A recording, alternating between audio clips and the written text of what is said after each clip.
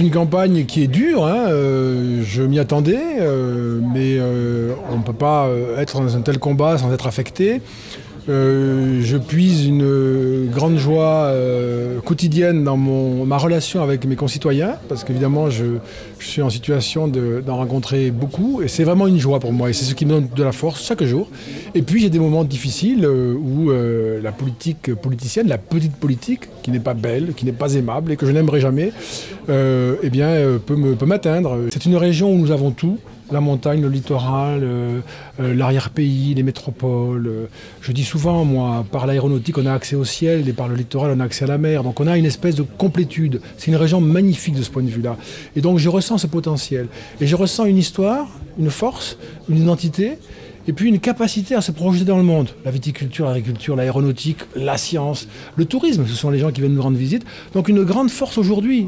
On est capable d'être de chez nous et à l'aise dans le monde. C'est essentiel d'avoir un choc d'investissement dès le départ. Nous devons régler ou commencer à régler le problème du chômage. C'est ça qu'il faut faire tout de suite. Il faut que dans moins d'un an, après mon arrivée à la présidence de la région, on puisse dire, quand on me croise dans la rue, vous avez fait un petit bout du chemin, il en reste beaucoup, mais vous avez fait un petit bout du chemin dans la bonne direction. Et donc moi je souhaite créer un choc d'investissement. Ça veut dire 200 millions d'euros par an sur les routes, pour aider les départements à fabriquer des routes qui ne sont pas aujourd'hui financées, pour finir de les financer. 200 millions d'euros par an pour investir avec d'autres investisseurs et avoir ce qu'on appelle un effet multiplicateur, arriver à 1 milliard par an pour les entrepreneurs qui veulent créer une entreprise ou qui veulent développer un projet.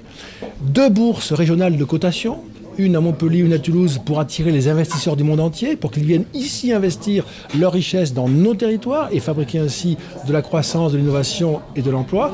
Et puis, un plan important de 100 millions d'euros par an pour aider à l'accès à la propriété pour les primo-accédants. Aux chômeurs, je leur dirais, vous serez notre préoccupation première et principale. On ne peut pas en avoir une autre. Il y a presque 13% de chômage dans la grande région.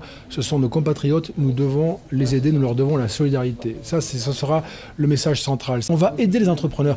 Pas les grands qui sont capables de se défendre tout seuls, hein, mais les petits. Et je vais notamment créer un service d'aide aux entreprises qui permettra pour les tout petits commerçants, artisans, agriculteurs, patrons qui sont en prise avec le RSI, l'URSSAF, le fisc.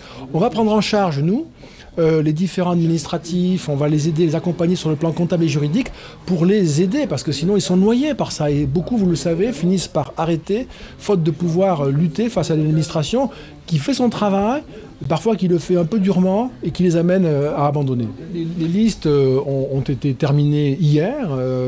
C'est une affaire qui a été compliquée. C'est compliqué en soi parce qu'il y a 13 départements.